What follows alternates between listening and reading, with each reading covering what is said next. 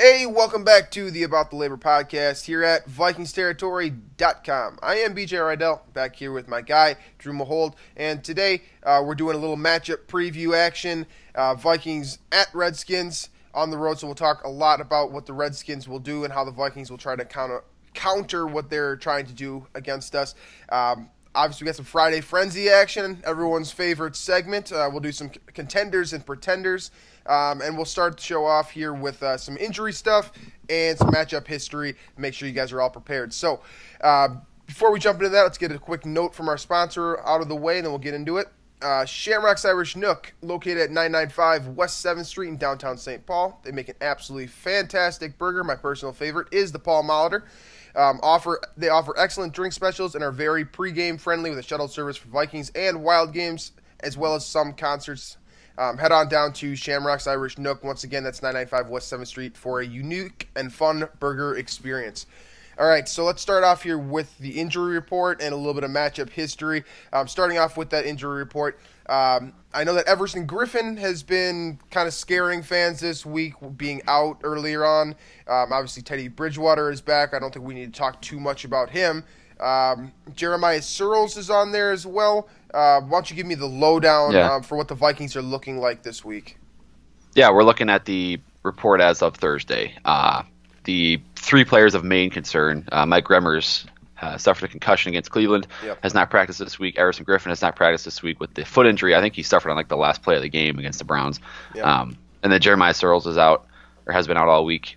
That Mike Zimmer did say yesterday, Thursday, this is Friday morning, we record this. He said Thursday that he expects Everson Griffin to play. So I don't know. I mean, he's been wrong about that before, but that's probably a little bit better indication of his status than the DNPs on Wednesday and Thursday. Otherwise, Anthony Harris was limited the last two practices, but everybody else seems to be pretty much healthy. Stephon Diggs was on the injury report Thursday with a tooth injury. I'm not really sure what that was about. Maybe a chipped tooth, maybe a tooth pulled. I don't know. Very specific with that, though. I figured, anyway.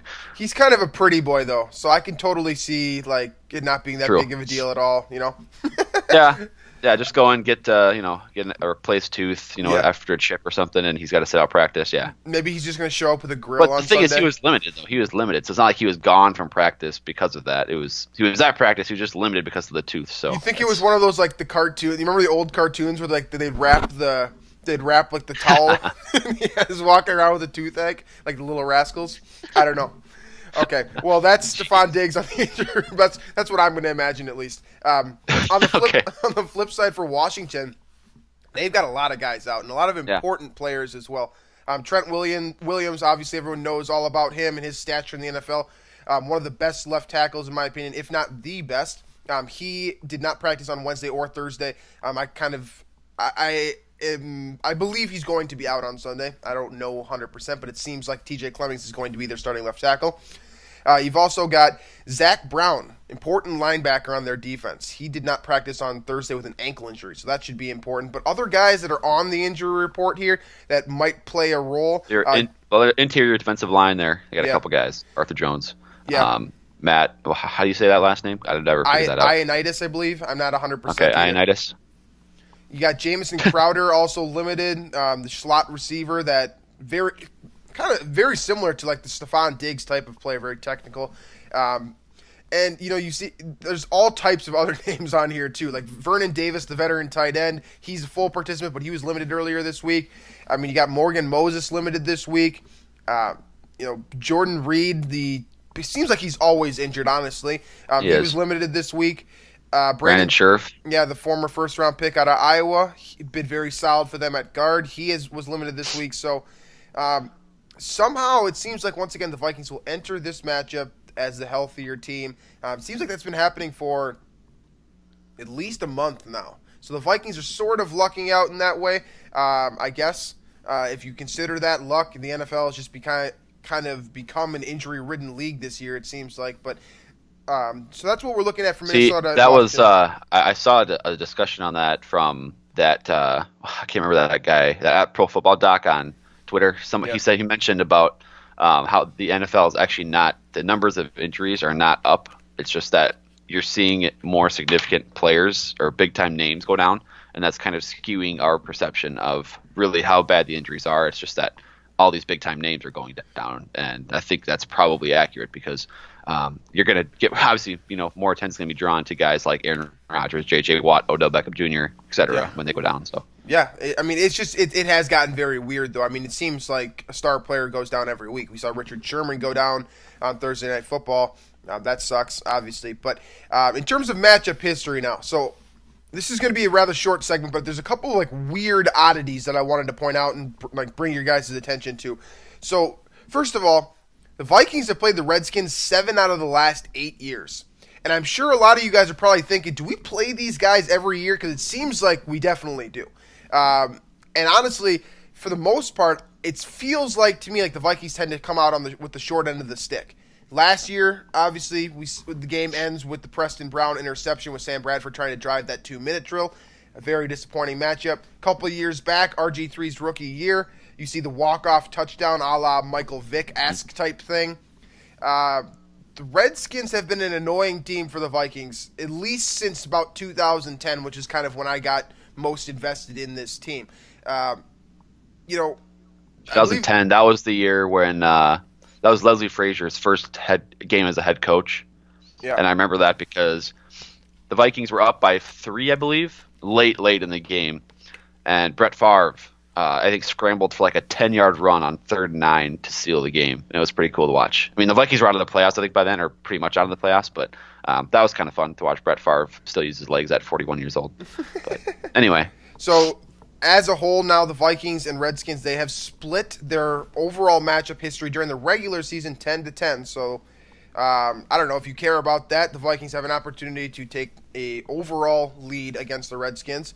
Did you see the NFL Twitter account or social media account publish that video of the Vikings Redskins kind of, it's like how the NFC Championship in 1988 impacted the future of the NFL? No, I missed that. It basically recapped the game and how the Vikings running back, I can't remember his name from the video, but they had a chance to tie the game with just a few seconds left in that NFC Championship game. Ended up dropping the pass near the goal line. Redskins win the game. They go on to win the Super Bowl. Vikings then make that trade for Herschel Walker right after that by giving away like literally the farm for Herschel Walker. Cowboys get all these picks. They get Emmitt Smith, Michael Irvin, Troy Aikman, all these guys that started that dynasty. Cowboys win all those Super Bowls. And I think the argument made in that video, that was by Elliot Harrison, I believe. He said that the Vikings don't make that trade if that catch is made at the goal line and they win that Super Bowl, or they win that NFC Championship game and play in that Super Bowl. So that's interesting. You'll find that on NFL, I think Twitter or Facebook on there at some point if you guys want to watch that. But yeah. Absolutely. So Vikings Redskins all-time series, including the postseason, 13-12 in favor of the Redskins. So the Vikings obviously have an opportunity here to tie that series up. Again, that doesn't really matter all that much, but just for, I guess, the fun of it, those are some factual historical details on the Vikings and Redskins matchup. Let's talk a little bit about that matchup itself now. We have to, we always start with the quarterback position. Let's not stray from the path too much here. Okay, so Kirk Cousins is an interesting and polarizing character in the NFL. Starting with the fact, like, the way he got his job, right? Let's go all the way back to that, because Robert Griffin gets drafted in the first round. They mortgage the future of their franchise to get him, and then they draft Kirk Cousins in the 4th round. He shows up on the scene. He backs up RG3. Mike Shanahan essentially runs RG3 into the ground. We have seen what has kind of spiraled out of control in his career. He's now a free agent. Last making his most recent appearance being with the Cleveland Browns. And now it's Kirk Cousins' show in Washington. And he has times when he definitely looks like a franchise quarterback. There are also other times when he looks like he should be a backup quarterback. I feel like, for me personally, I'm a bigger fan of Kirk Cousins than I think a lot of people are.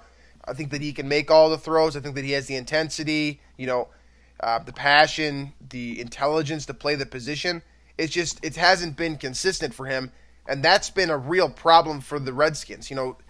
the reason why they sit so close to 8-8 every single year, even when they're making the postseason, is because they're such an uneven team. This defense can be very good as well. Sometimes they play horrible, but Kirk Cousins really makes this thing roll.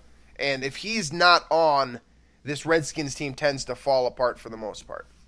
Yeah, he's another one of those guys that it seems like he does tend to make those mistakes, especially at costly times. And that's kind of why I'm not as much on the Kirk Cousins train as some people are.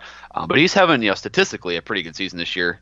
102 passer rating, averaging over 7 yards, adjusted net yards an attempt, 8 yards per attempt. So, I mean, he's statistically he's having a pretty good season, and I'll give him that. I do believe I give a lot of props to the Jay Gruden offense. I think he's kind of maximizing Kirk Cousins' talents pretty well. Sure. And despite the loss of a couple key receivers, namely Pierre Garçon, and then kind of the absence of Terrell Pryor all season long, the Redskins are still finding a way to put up points and keep themselves in games and beat the Seattle Seahawks at Seattle. Obviously, courtesy of 3 missed field goals by Blair Walsh, but we won't talk too much about that because we're definitely not happy about that happening. But yeah, we're past that. We're past that. Right. Kirk Cousins, he's pretty uneven, but I think he's like a rich man's version of Case Keenum. I think where he's pretty uneven, like you mentioned a few times on the last show or a couple shows ago. Uneven performance most of the time, but he'll give your team a chance to win, and he might take that chance away late in games, but he'll at least give your team a chance to win. I'll boil it down to kind of one point on Kirk Cousins. He's the type of guy for me where I don't want to give him the ball with too much time remaining on the clock and a narrow lead.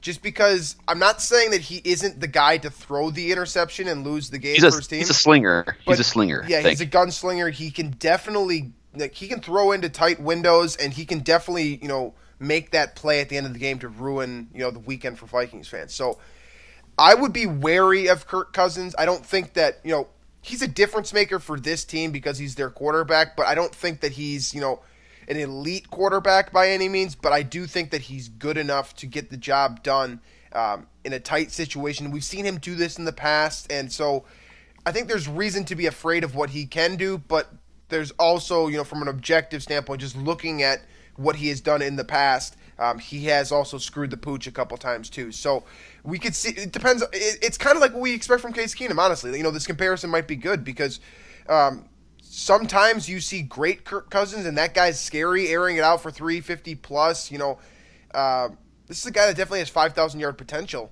but there's also the stupid interceptions as well, stupid mistakes, and that's kind of why a lot of fans probably don't give him the credit that he deserves. But he is a good player. Keep an eye on him. The receiver position, this is interesting. You already brought up Terrell Pryor and his situation. He comes over from Cleveland this offseason, and Pryor has been benched by Jay Gruden once this year. He's had very little impact. Think about his season last year in Cleveland with very subpar quarterbacks. He was getting the ball a ton of targets. He was running good routes. I don't know what the deal is with him this year. It's just maybe he said something stupid. Maybe he did something stupid. But regardless, Terrell Pryor is not playing to the potential of that 1-year contract. And I know that he wants to cash in this year because it is a 1-year contract. So, what do you think of Terrell Pryor this year? He's supposed to be that number one guy. Obviously, they have a couple guys on their roster that probably are supposed to be that number one guy, but Pryor stands out the most to me. Well, yeah, but it seems like as if, slowly over the last few weeks, Josh Doctson has been replacing Pryor as the starter, kind of the main, sort of that taller physical receiver that, lots of offenses have. And Pryor definitely has he's the template for that. He's got the 6'5" frame. He showed that physicality last year with Cleveland. But Josh Doctson has been taking over that role, and I don't know, maybe that's kind of an indictment both on Dotson's potential and Pryor's kind of inability to like you said, live up to that contract. But I mean, I'm looking at Pro Football Focus right now just to get an indication of their lineup and stuff, and he's not listed as one of their starting receivers in a 3-receiver set. It's Ryan Grant and then Jameson Crowder in the slot, obviously, and then Dotson outside too. So I wonder if the Vikings. I can't imagine the Vikings will shadow anybody on the outside. we'll see how they handle Jameson Crowder in the slot. But if Pryor had lived up to his contract, it would be an interesting matchup between he and Rhodes. But it just doesn't look like those three guys. There's a lot of parity there as to where the Vikings don't need, or they shouldn't feel the need to shadow Rhodes, or follow a receiver across the formation or anything. Those three receivers are relatively on the same plane, and so I do think Crowder in the slot though could be a nightmare for the Vikings if they don't address that in the slot. So yeah, I was going to ask you next which receiver here is probably the greatest threat, and I was going to throw out there that Jamison Crowder might be that guy. Obviously, we just talked about. Greatest threat I think is actually none of the receivers, but as a receiver, I think Chris Thompson presents the biggest threat out of the backfield as a receiver. So that's fair. But you look at what Crowder brings versus what Doxson and Pryor bring. Crowder is that finesse type receiver that runs fantastic routes. It's basically, you see guys come into the league, and the guys that succeed right away, a la Crowder, Diggs is another example. Mid-round guys that find a way to succeed. Cooper Kupp this year is another one. I guess he was a second-round pick, but point being here is that the guys that find a way to succeed early on is guys that can run really strong routes, technical routes, break them off at the correct spot, the correct depth, I should say, and just knowing your assignment. And that's something that Crowder does very well. He's able to, break off of the line of scrimmage very well. And against a guy like Mackenzie Alexander, who has been good this year, it'll be interesting to see if the Vikings move Rhodes back into the slot at all this week to see, just because Crowder is that great of a threat when he is on the field, because he's a guy that catches a ton of targets. He's a volume target guy, and he's a safety blanket as well. So, he's a guy that I'll be keeping an eye on. Let's move into that backfield. You referenced Chris Thompson already here. The other guy that's probably a factor is also Fat Rob Kelly. Yeah. They're kind of, I saw Andy Carlson mention this earlier this week. They're kind of, their own thunder and lightning combination. Very similar. They're kind of the poor man's version. I don't know. They're kind of, I like Latavius Murray more than Rob Kelly, but I like Chris Thompson more than I like Jerick McKinnon. Yeah. So that's fair. They're like, it's an interesting combination because these are four running backs that I would say that I think Thompson and Kelly are less versatile, whereas I think Murray and McKinnon can kind of play both the receiving role and the between the tackles role, but I think especially for Thompson in his own niche as a receiver, I think he's better than what McKinnon offers. Yeah, so one thing that I will give the edge to the Vikings running back group is that they definitely pass protect better than this unit. I love Murray in that role. McKinnon has honestly impressed me getting in front of blitzers coming off the edge or up the middle or whatever it is. So I like what the Vikings running back situation is, and I don't think that let's keep in mind too that Dalvin Cook is on the shelf. So the Vikings running back situation is comparative to the Redskins, despite not having the top rusher on the roster. But I wouldn't, Chris Thompson has really impressed me this year. I think he's kind of, to some degree, this has been his breakout campaign. This is the guy to watch for out of the backfield, like Drew said. The linebackers will have to be on their P's and Q's this week because he's elusive. He's a guy that can break tackles. He's a guy that can shake you on a route. He's a dangerous running back and a dangerous receiver. So he's an all-purpose guy that can hit you in a bunch of different ways. I tend to agree with you that, if Jordan Reed isn't in there, the big hulking tight end, Chris Thompson probably is their greatest threat on this roster or on this offense in terms of skill players. But Jordan Reed and Vernon Davis, that tight end combination, we rarely see them on the field together just because it seems like Jordan Reed is hurt all the time. Tons of concussions for that guy, tons of ankle injuries. You really kind of got a feel for him at this stage in his career where we've seen the potential with him, especially the red zone potential. The guy's a monster, and he's a guy that I don't want the Vikings to have to match up with in the red zone because Cousins is definitely good enough to get him the ball. And Vernon Davis, it seems like he's ageless right now. We saw a couple years where after he moved on from the 49ers where he sort of struggled and we started to wonder if it was over for him. But now we're seeing that, he's flying around. He's fast still. He's getting open in the open field, I guess, whatever. And he's just been very impressive. So that two tight end set is dangerous if Reed is on the field. If it's not, though, Davis still offers that upside, that ability to break the big play. He's still faster than most tight ends in the NFL, despite being in his mid-30s. Yeah, I mean, I'm looking at the Vikings. I'm looking back at their Vikings schedule this year. I'm trying to think of tight ends that did beat the Vikings, and they've been very good. I really can't think of one. I think Jesse James scored at least once against the Vikings in that second game of the year, and then Zach Miller did on that lucky bounce from Sendejo. Yeah. So for the most part, the Vikings have pretty much clamped down on tight ends, which they've clamped down on everybody for the most part. But point being is that it seems as if those tight end issues from last year have been mostly resolved.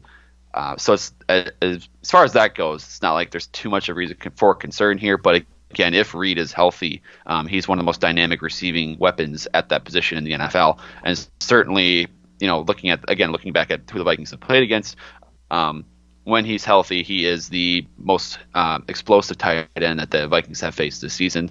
And Davis is probably up there too. So that's definitely something to watch as well. But I would, I would agree with you that the tight ends, if both are healthy, and Chris Thompson are probably each, bigger threats than any of the wide receivers that Washington offers. Yeah, so keep an eye on that, and just keep an eye on the fact that they do have so many guys with potential on this roster, right? A lot of their skill players are guys that, Josh Doxson, for example, hasn't lived up to potential, but that's a former first-round pick, a guy that I really liked coming out of TCU. Honestly, he was my pick over Laquan Treadwell. They have a ton of players with potential that can get that big play. We've seen both Pryor and Doxson this year hit teams deep. It just hasn't been consistent. So they definitely have the potential to do all those things. But a lot of that hinges on this offensive line, which, without their best piece, without arguably the best left tackle in the game, and the replacement level being TJ Clemmings, that's going to hurt their ability to run 5 and 7 step drops and attack the ball, attack the defense vertically. Clemmings is slated to be that left tackle. The right tackle, Morgan Moses, is also a very solid piece as well, especially when combined with Trent Williams on the opposite side. But then the middle here is very young. You got Ari Kwandaho, who is the younger brother of Cyrus Kwandaho. At the left guard position, he has been, according to Pro Football Focus, he has been their most consistent offensive lineman with exception to Trent Williams. And then you got the two guys in the middle, Chase Roulier, center out of Wyoming, I believe. We liked him coming out. I remember talking about him as a good He's from Minnesota, isn't he? I believe so. Yeah, he's a good pickup in the late rounds of the draft, but that was kind of a raw piece that had the potential to get better, and we've kind of seen that from him so far this season. He has been a roller coaster, kind of like Pat Elflein to some degree. I would say Pat Elflein is obviously the better center this year, but just to give some perspective on that. And then finally, the last player here is Tyler Catalina, their right guard. He has struggled all season long. It has not been good for him. Let's just put it that way. Right. His Pro Football Focus grade is 28.1. So if you remember last year what TJ Clemmings was putting up, and the numbers, how the Vikings offensive line looked on Pro Football Focus, it's in that same territory. So what are you seeing from this offensive line, and what do you think about Everson Griffin, Linval Joseph, and co. Having the opportunity to get to Kirk Cousins this week? Yeah, I mean, I think the one thing to watch for, at least I think even today, Friday, is on the injury report is Brandon Scherf's status. Because if he can go, I believe he replaces Catalina in there, and that would be a big boost for especially this running game.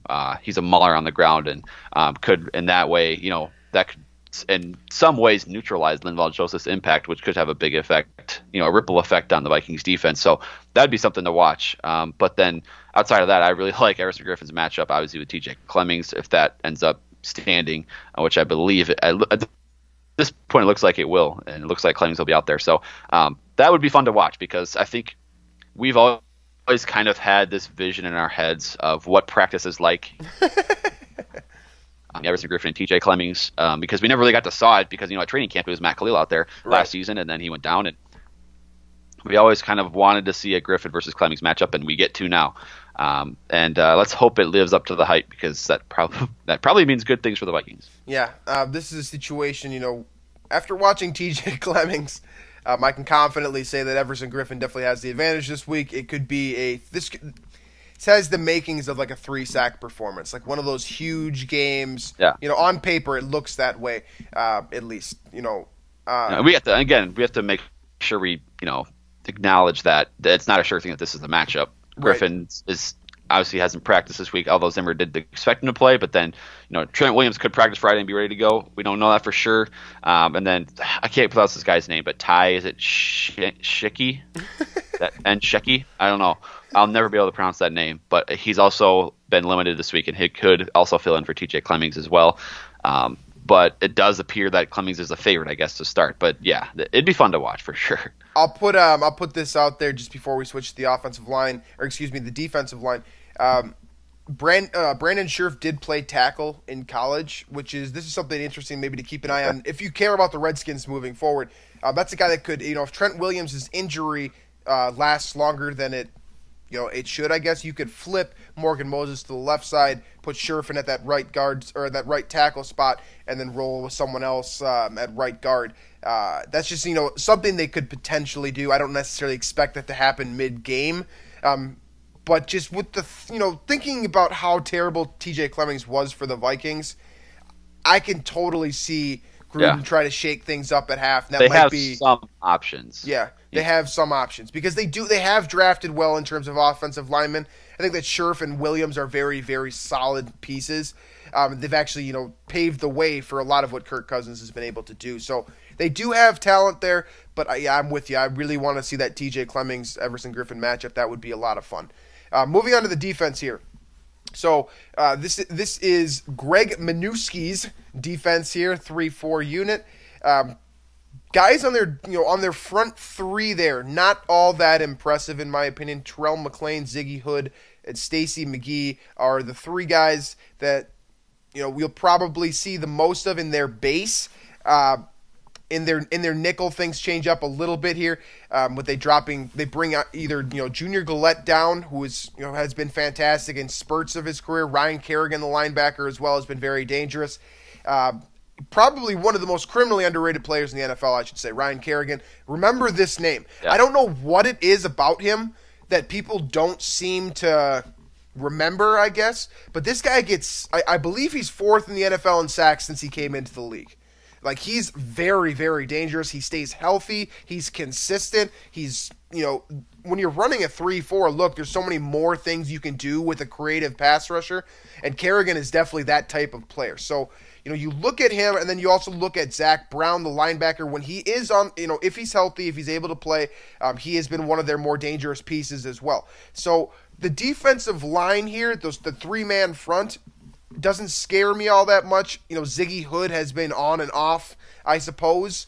But the linebacker level is really kind of where they make their money. Zach Brown's very good. Preston Smith, we saw what he did last year. And Ryan Kerrigan and Junior Gillette being those pieces from the outside that can really blitz the quarterback well. So what are you seeing here from this, the seven-man front here for the Redskins? Are there any, am I missing anything here, or is it pretty much the Ryan Kerrigan, Zach Brown show as far as you're concerned? Yeah, I was going to mention Ryan Kerrigan and make that point that, I think I saw a stat yesterday where he is third or fourth in the NFL in sacks since 2014. There you go. He's a model of consistency at the position. I think it's somewhere near 40 sacks there. So he's definitely a threat, and I believe he comes off of Mike Remmer's side of the field most of the time as that outside linebacker in the 3-4. So Remmer's injury is it's a big deal if he doesn't play this week, because then you have I believe the replacement would be Rashad Hill there. It'd be a big game for him to step in there and protect against one of the more consistent, more productive pass rushers in the NFL. And then I look at that secondary, which has performed a lot better than I think most people expected. Kendall Fuller has been their slot guy, and he has, for the most part, been pretty productive there. Josh Norman's obviously Josh Norman, and he's, for what it's worth, Norman has been a lot better against the run this year than I think most of us expected as well. And then Quentin Dunbar is the other guy that'll start out there as well.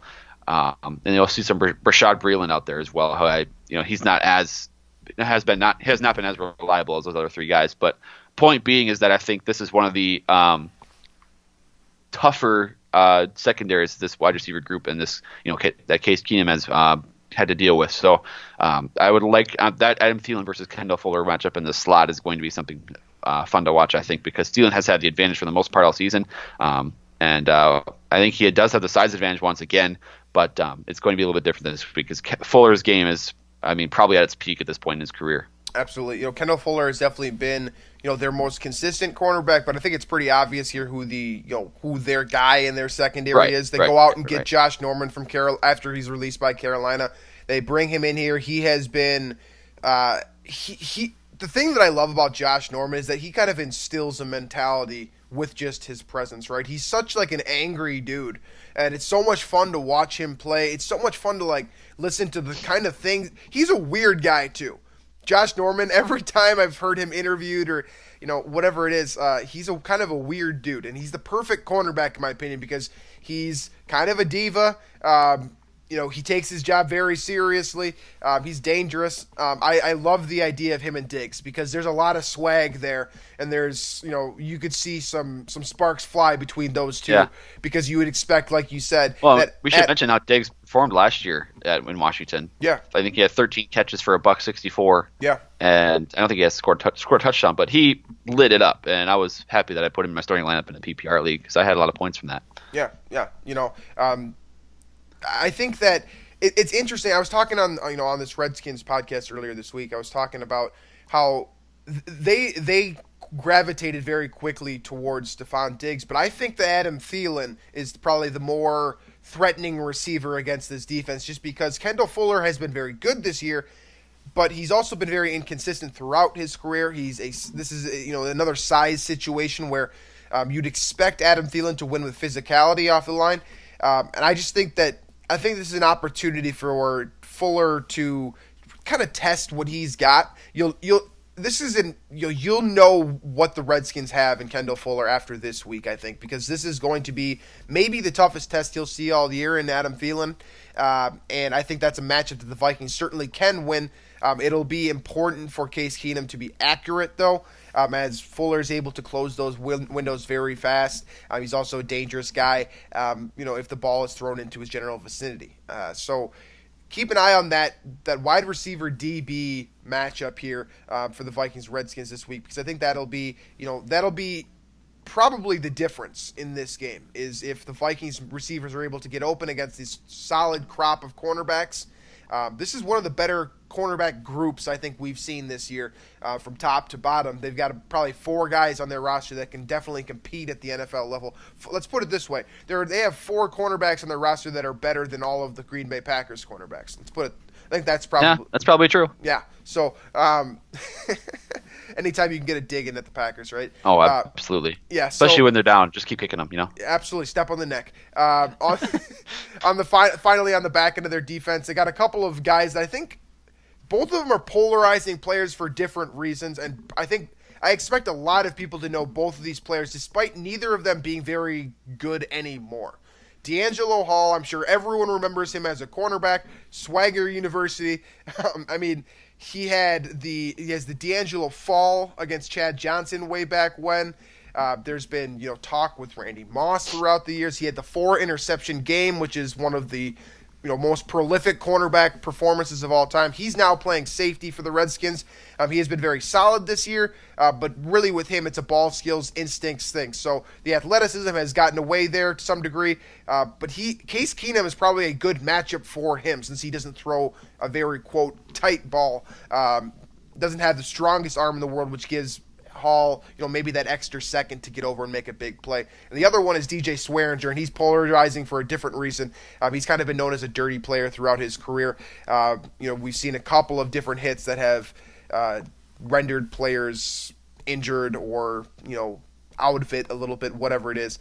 So he's another guy to keep an eye on. But both these guys are very, talented players, but I think that both of them are also a little bit over the hill. This is probably a position for the Redskins that they'd like to address in the draft next season, just because these guys are starting to get older. They still have talent. They're still dangerous. You still got to be wary of them, but they're not nearly the same players that they used to be. Yeah, I'm looking at actually DJ Swearinger here as kind of the run-stopping safety that they have, and I look at the Redskins' last few games here. They've allowed over 100 yards rushing in 4 out of their last 5 games, and 3 of those games have been 150 or more, with the Seahawks, Cowboys, and the Chiefs in the last 5 games. So I think the Vikings are going to have to exploit that, and it's going to be a big day for this ground game between McKinnon and Murray to kind of set the tone here, because, again, I like the secondary that they have, and the best way to address that is to get the ground game going. So I think that'll be the main main objective for this offense, and if they can do that, Murray McKinnon can be effective early. I like Case Keenum's chances to use play action because he's been, by the way, phenomenal on play action this season. So I think that's the best way for this Vikings offense to take advantage of the Redskins' weaknesses.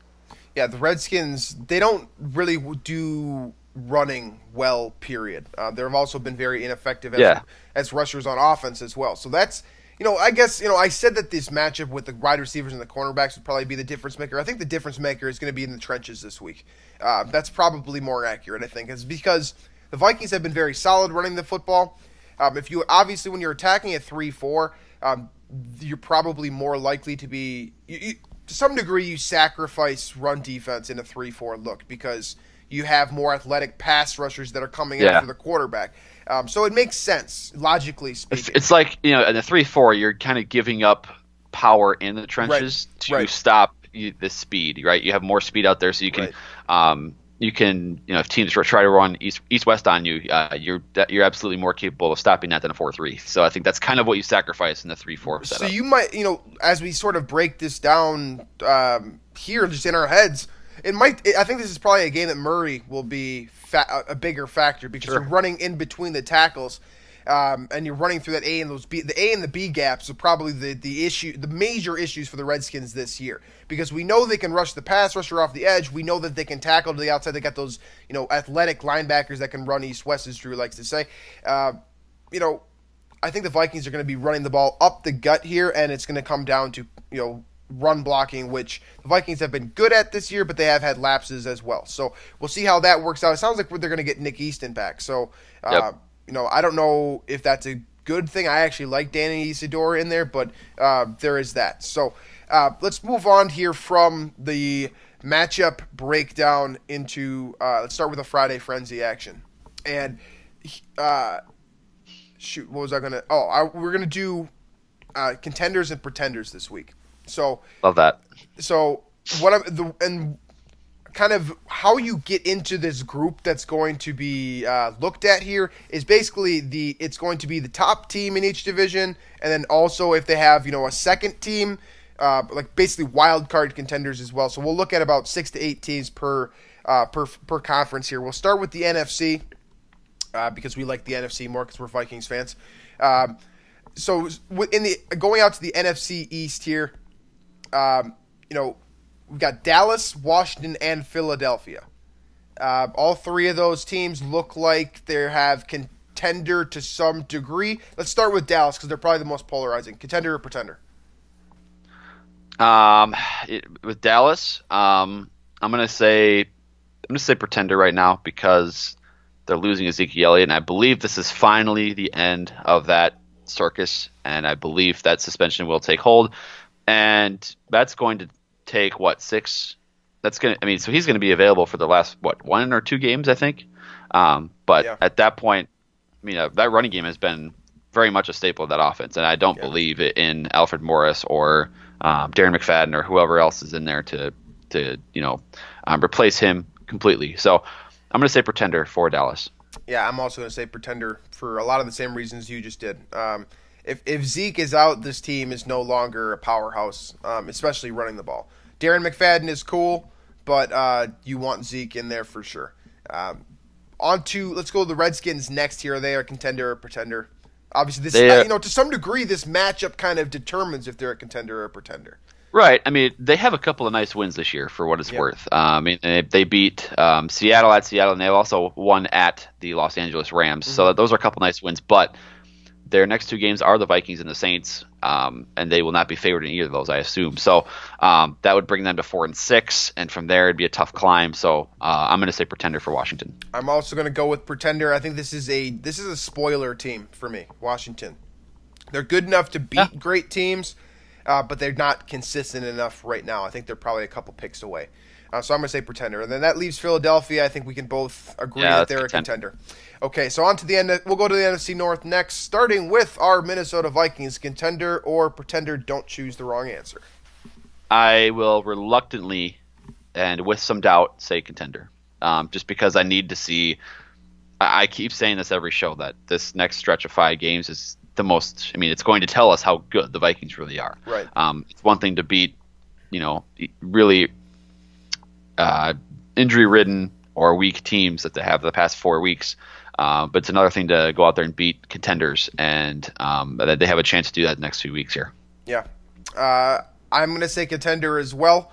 I do think they have a lot to prove over these next couple of games, but the one thing I will say is that good teams always beat bad teams, right? The Patriots never go in and lose to, I don't know, the Cleveland Browns or whatever. And the Vikings are doing that to a degree. They're taking advantage of situations. And they are winning relatively easily, Right. I mean, they're not having any scares in those games. I haven't been nervous that the Vikings were going to lose in probably about a month. Seriously. So I think contender at this point. Interesting now. We'll start with the Packers because... No, pretender. No, yeah, I think they're a pretender too. Do we even need to break that one down? Aaron Rodgers, we're done here. We're done here. Detroit, contender or pretender? Contender. Yeah. I believe in the Lions simply because of that schedule they have. It's a cupcake. It's absurd, really. The schedule they have remaining, and they have a real chance to win double-digit games, if not 11 games. So I think the Lions are a contender, and I think they can really take, at the very least, a wild card spot, if not the division. If they win that Thanksgiving game, I would give them the edge then to win the NFC North. Yeah, I'm with you for all those same reasons. I think that Thanksgiving game is the difference maker here. If they win on Thanksgiving, they're absolutely a contender. Until then, they're sort of on the fringe, but I'm going to go contender for the Detroit Lions. On to the South now, since I think we are both in agreement that the Chicago Bears are not pretenders or contenders at this point. New Orleans, interesting start here. Contender or pretender? Man, I don't know. They're if I a tough team to read. Or not. They are. I'm going. Jeez, man, because their wins this year are not that impressive. I mean, they beat Carolina week 3. I mean, with the horrible Cam Newton game, but then they've beaten Miami, they've beaten Detroit at home, they've beaten Green Bay, they've beaten Chicago, and they've beaten a circus Tampa Bay team. And on the schedule, on the backside here, they have at Atlanta, at Los Angeles. They have the Falcons twice. They have at Buffalo this week. I'm gonna say pretender. I'm gonna say pretender. I can't buy that this defense is something that good after 1 year. I was going to say pretender as well. I'm very impressed with what Marcus Lattimore has been able to do during his rookie year. I think they are definitely gravitating towards being a much more dangerous team moving forward, especially on that defensive side of the football. But yeah, I wasn't impressed with them week 1 when the Vikings played them. I'm sure they have grown a ton since that point, but I'm going to say pretender at this point. They have a tough division. They've got 2 other teams in here that could very realistically overtake them sooner rather than later. Starting with the Carolina Panthers, who the Vikings will face in a couple of weeks here. Contender or pretender? I'm going to say contender because I believe the way they're winning is more sustainable. I think their defense has been more. There's more evidence to support the Carolina Panthers defense, and the fact that they're winning despite rather poor offense for the most part. I mean, they haven't reached their peak, is what I'm saying. The Panthers are very much behind in terms of figuring out their offense this season. So, I'm going to say the contender for them, and I think they have between Miami and they have Tampa Bay a couple times here coming down the stretch. I think they have a good chance to get to 10 wins. Yeah, I'm going to say contender as well, strictly because if they figure out how to effectively use Christian McCaffrey as a running back on top of what he's been doing as a receiver. Yeah, I mean, I don't know how you contain both that and Cam Newton. That's just so much versatility there on that roster. I still don't get the Kelvin Benjamin trade. But they're like Devin Funchess, which I don't know about that. Yeah, I don't know. And without Greg Olsen, it's interesting. Luke Kuechly seems like he's one concussion away from something devastating, which really scares me every time he's on the field, to be honest with you. But I'm going to go contender for now. I think that can slip. Just because, you look at the quarterbacks in this division. Who's the most consistent quarterback and who's the most inconsistent quarterback? It's interesting because we just called New Orleans pretenders. Drew Brees is probably the most consistent, most elite, qualified quarterback of this group, and yet I'm going to call them pretenders. I'm going to call Carolina contenders, and then last year's MVP, Atlanta, I'm going to call them pretenders as well. So, you got 3 former MVP. This is a hell of a quarterbacking division, by the way. Jameis Winston is no slouch either. But I'm going to say pretender for New Orleans, contender for Carolina, then Atlanta is a pretender for me, just because they're so inconsistent this year. I've gone from saying Steve Sarkisian is doing a hell of a job down to what is Steve Sarkisian doing. What do you think about Atlanta, contender or pretender? I'm going to say contender here. I like their, they have 5 of their last 8 games at home, in that brilliant new stadium. They just got done with a 3-game stretch all on the road in a row. So they battled through that. They did go 1-2, but they lost a couple of games to, tough opponents, New England and Carolina. So coming on the stretch, they have 2 against the Saints, who I think they can beat both of those games. Win both of those games. They also have 2 against Tampa Bay. And then they have a home game with Dallas as well coming up here. So I like their chances to get close to, if not get to, 10 wins here down the stretch, again, with 5 of those at home. I'm calling them pretenders. Moving on to the NFC West here. Start with the Rams. Contenders or pretenders? I think we're probably on the same page here. Yeah, you have to at this point give them the contender status, to me anyway. They've had the defense all along. It's just been, when's this offense going to catch up? And they've more than proven, I think, that that offense is here to stay. Their point differential right now is ridiculous. They're sitting at 108. They've scored 263 and only allowed 155. And to add some perspective to that, the Vikings have only allowed 135 points on defense, so about 20 points more, and the Vikings have only scored 179. So I think this Rams team is definitely real. This is a contender for sure. Seattle, as far as I'm concerned, until they don't make the postseason, they're a contender with Russell Wilson at the helm. Do we even need to dive into that one early? Yeah, I'm a little bit concerned about some of these injuries that they had Thursday night. They have a lot of guys banged up, but they are 6-3. They are the Seattle Seahawks. They're a contender almost every year until further notice. Otherwise, Arizona Cardinals. I feel sitting at 4-5 now. Yeah, they're a pretender for sure. I think we called them a pretender a couple weeks ago. On to the AFC here. We'll start with the East. New England Patriots, contender. Contender. No doubt. Never a doubt there. Yep. Buffalo Bills, contender or pretender?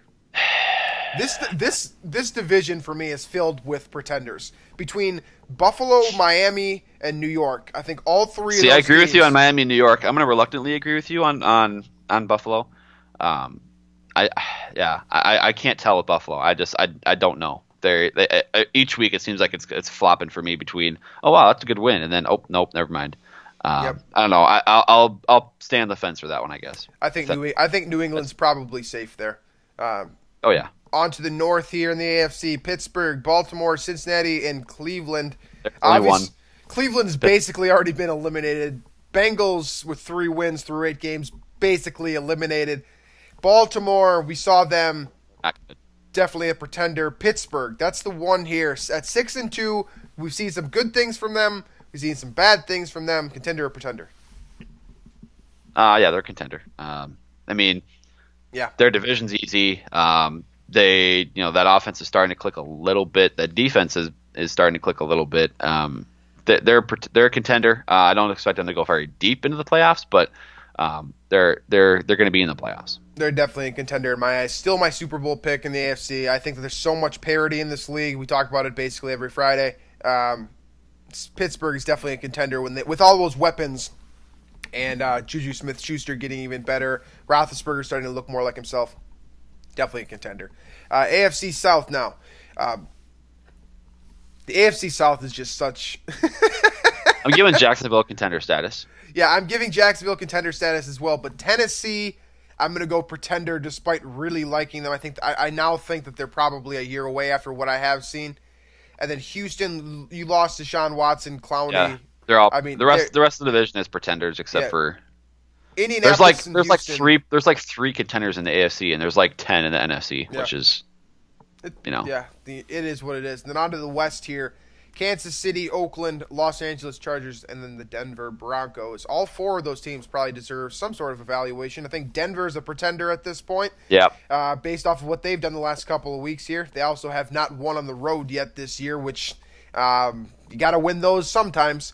The Los Angeles Chargers are basically a pretender every single year, so until proven otherwise, I'm going to stay the same way. They're the definition of a pretender. Yep. And the Oakland Raiders, I think this team could go either way. I'm going to say contender even at 4-5. I don't feel very confident in that, but the way the AFC is shaping up, I think they could definitely slip in as a wild card team. See, I think of the Chargers as more of a contender than Oakland right now. Okay. Because, you look at the Chargers and their schedule and their results, they are losing in close fashion. Right. They kept it close against the Patriots. They kept it close against the Eagles. They kept it close against Miami and Denver the first 2 weeks. Well, their differential, their differential is -2. Yeah, exactly. And they're 3-5, and they have not all three of their wins, but 2 of their 3 wins are on the road. They did beat Oakland on the road. So I see them as more of a contender than Oakland, but not, I'm not going to give them contender status, but I think if I was going to boil it down, which team has a better chance to make the playoffs, I'd go with the Chargers. And I think it's pretty fair to say that Kansas City is definitely a contender, even after their they're not. slide. It's definitely not as strong, of a verdict there as it was a few weeks ago. But yeah, I'd still give them contender status. Absolutely, I agree with you there. So that's the end of the Friday Frenzy. Let's quickly run through our picks, and we'll round this thing out. We can make this quick because we have very similar picks all across the board here. So starting with all except one. Starting with the Seattle game from last night, both of us very confidently picked Seattle. I think we saw the result that we were expecting in that game. Minnesota-Washington. We'll start right there with our game. Earlier in the week I picked Washington to win this game. I'm going to flip to Minnesota now, just because after seeing how the injury report has shaped up, I really think that Everson Griffin versus T.J. Clemmings can be a huge difference-making matchup in this game. I like the Vikings' running game to be able to control the tempo of the game this week. I'll say, I'm going to say the Vikings win close here. They have to get past that 21 points, so I'll say 24-17 will be the final. See, I've been flip-flopping on this all week. I'm going to go Washington here. This bye week scares me. And Washington, I think after winning at Seattle, and they do have a win at the Rams, I do think they are capable of taking down, top premier teams in this league, and I think the Vikings are one of those teams. But I don't trust the Vikings' interior offensive line to get it done against, the Redskins in terms of running the ball. Though I do think that's one of Washington's weaknesses. The Vikings have to take advantage of that, and I'm not sure that they will. And then it'll be up to Case Keenum. And again, I think Case Keenum versus that secondary is probably not a matchup the Vikings will win. So I'm going to go Washington this week, and I hope I'm wrong. On to the second game of the week here. New Orleans at Buffalo. I believe this is the only other game that we disagree on this week. Yeah. I called the Buffalo. I think we called both these teams pretenders here. So both of these teams have an opportunity here to kind of prove us wrong. Saints have the opportunity to move to 7-2 this week. This is a big game for them. Drew Brees does not play well on the road.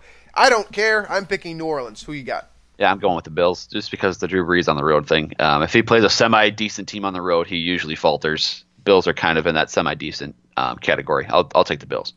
All right, and then we'll run through the rest of the picks here quick. Green Bay at Chicago. Both of us obviously going Bears. with Chicago. Cleveland at Detroit. I think that one is also pretty obvious who's going to win that football game.